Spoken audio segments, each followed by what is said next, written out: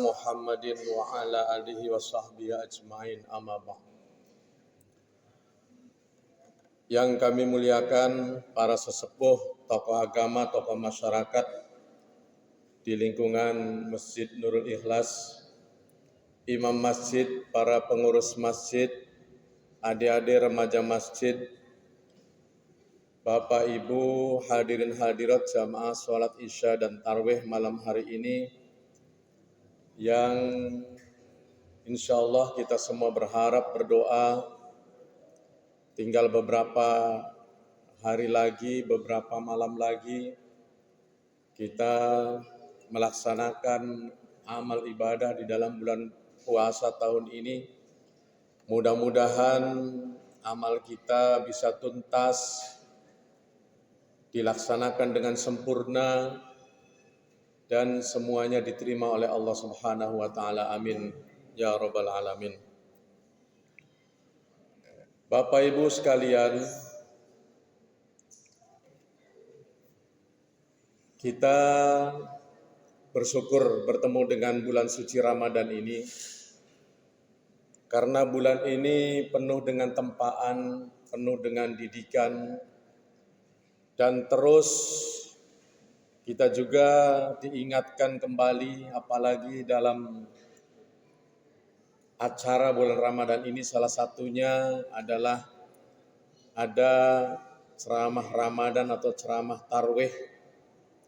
Ini semua tentunya mengingatkan kembali kepada kita, menghangatkan kembali ingatan-ingatan kita, apa-apa yang harus kita laksanakan, apa-apa yang harus kita amalkan.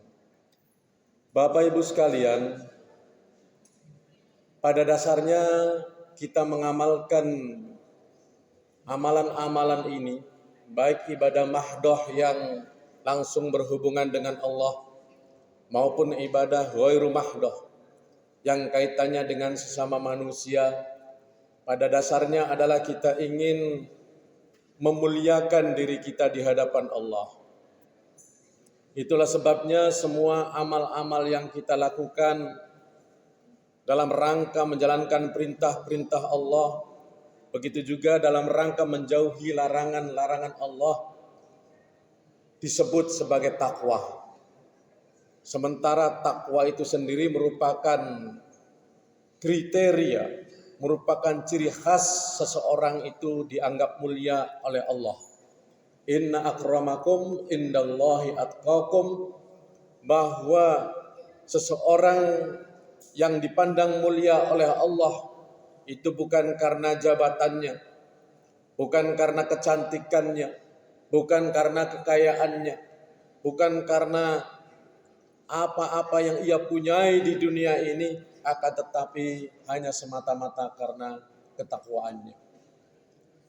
Dan ciri khas orang yang bertakwa itu adalah ketika kita semua berpegang teguh pada apa yang ditinggalkan oleh Rasulullah. Taraktu fikum amraini in tamassaktum bihima lang tadillu abada. Aku telah tinggalkan kepada kalian dua pusaka, yang apabila kedua pusaka itu kalian pegang teguh, maka kalian tidak akan tersesat selama-lamanya. Kedua pusaka tersebut adalah Al-Quran dan sunnah Rasulullah Sallallahu Alaihi Wasallam. Di dalam surat Ali Imran 112 dinyatakan, kata Allah, A'udzubillahi minasyaitonir rajim, duribat alaihimudz dzillatu aynama suqifu illa bihablim minallah wa hablim minan nas wa ba'u bighadabin minallah wa duribat alaihimul maskanah dzalika biannahum kanu yakfuruna bi ayatillahi wa yaqtuluna al-anbiya'a bighairi haqq dzalika bima asaw wa kanu ya'tadun. Akan ditimpa kehinaan, akan ditimpa kerendahan, kehinaan bagi siapa saja, bagi kita semua manusia ini, illa bihablim minallah dan hablim minan nas, kecuali apabila mereka berpegang teguh pada tali Allah dan berpegang teguh pada perjanjian dengan sesama manusia. Wa ba'u bighadabin minallah. Allah murka dengan kita. Ya. Dan kemurkaan Allah itu seringkali membuat kita menderita dan sengsara. Apa penyebabnya? Penyebabnya adalah dzalika bi annahum kanu yakfuruna bi ayatillah. Karena mereka ingkar kepada ayat-ayat Allah.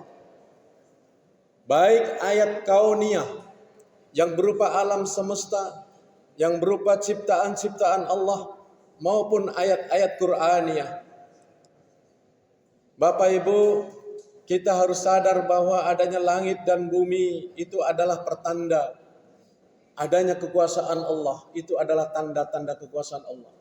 Adanya diri kita yang luar biasa ini, kita bisa berjalan kaki, bisa mencium, bisa melihat, bisa berbicara, bisa mendengar, bisa berpikir, bisa berkarya, bisa mencipta. Itu adalah karena kekuasaan Allah Subhanahu wa taala. Tanda-tanda kekuasaan Allah ada di dalam diri kita. Begitu juga ayat-ayat Allah tersebar, terangkum di dalam Al-Quran yang kurang lebih terdapat 6.000-an ayat. Ini semua kalau kita ingkari, kalau kita tidak indahkan, naudzubillah summa naudzubillah. Wa ba'u bi ghadabin minallah. Allah akan murka kepada kita. Begitu juga wa yaqtulunal anbiya bi ghairi haqq, yang membuat hina, membuat rendah kaum-kaum terdahulu di mata Allah itu, di samping mereka tidak mau mendengarkan ayat-ayat Allah, tidak mau mendengarkan kebenaran Al-Quran sebagai wahyu Allah. Begitu juga mereka suka sekali membunuh para nabi. Banyak sekali nabi-nabi itu dibunuh.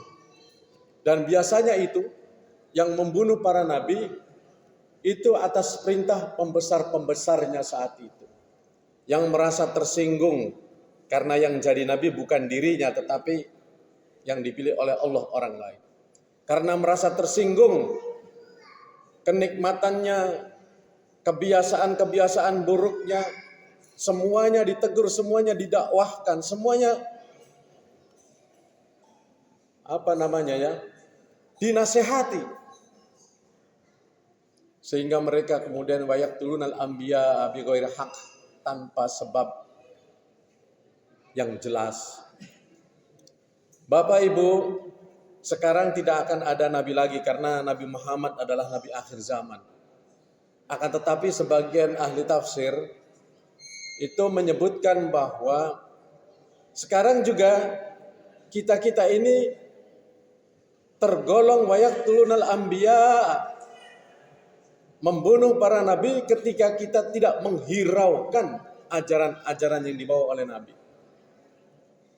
Hadis Rasulullah menyampaikan misalnya bahwa ar-rashi wal murtashi la'anahullah.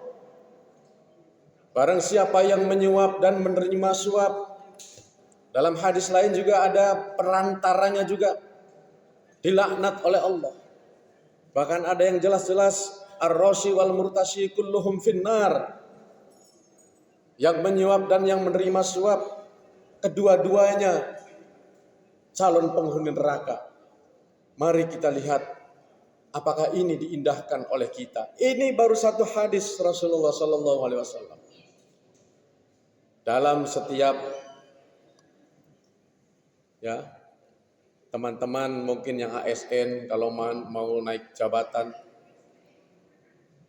silakan nilai sendiri apakah di dalam instansinya, di dalam birokrasinya masih ada suap atau tidak.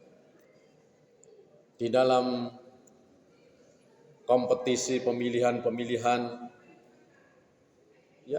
belum lama kita pemilu, Silahkan kita lihat sendiri apakah ada suap atau tidak.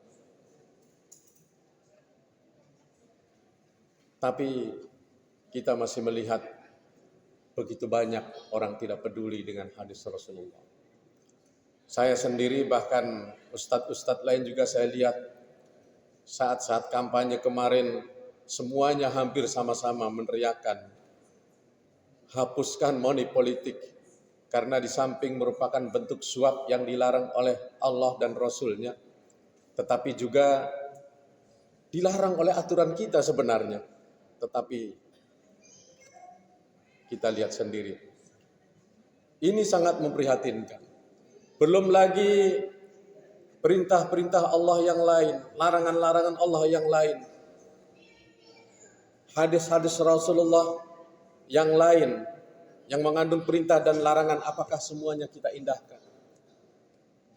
Nah, ini khawatirnya kita, seperti yang saya sampaikan tadi, ada ahli tafsir bahwa ini tergolong, nanti jangan saya masuk kepada yaqtulunal anbiya, tidak peduli. Salah satu bentuk ketakwaan kita kepada Allah adalah al-khaufu minal jalil misalnya. Seperti yang Sayyidina Ali katakan, sebagai seorang muslim, sebagai orang yang ingin bertakwa, kita harus takut kepada Allah. Ketika kita takut kepada Allah, dalam artian takut kalau kita melakukan perbuatan-perbuatan mungkar, artinya kita dilarang hidup bersikap hedonisme, hidup bersikap liberalisme, yang bebas semau-maunya kita, seolah-olah tanpa aturan.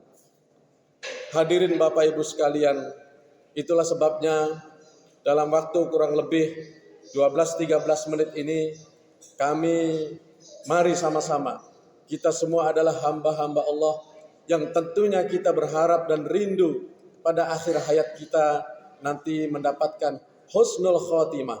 Mumpung masih ada kesempatan, mumpung masih ada di dalam bulan suci Ramadan di mana Allah Subhanahu wa taala sedang menaburkan magfirahnya. Bahkan Allah Subhanahu wa taala sedang menilai kita, siapa saja yang berhak itkun minan nar, dibebaskan dari api neraka. Mari kita banyak-banyak beristighfar kepada Allah, banyak-banyak minta ampun kepada Allah. Dan kalau ada dosa kita dengan sesama manusia, mari kita bersilaturahim, saling memaafkan satu sama lain. Terima kasih atas perhatiannya. Mohon maaf kalau ada yang kurang berkenan. Wallahul muwaffiq ila aqwamit thoriq. Wassalamualaikum warahmatullahi wabarakatuh.